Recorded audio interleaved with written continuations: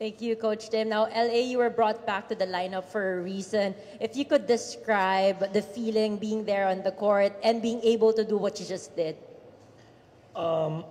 Just like what Coach Tim said, no, miracles do happen. No, not only in this game, but I mean in my personal life. No, I truly believe in that. No, that's why every time I step in the court, I'll try to make something happen. No, as a leader of the team, I think for more than no, matagal na taon na, I really need to be, on point on everything that I have to do. Doesn't matter if it is 2 minutes, 3 minutes, 1 minute.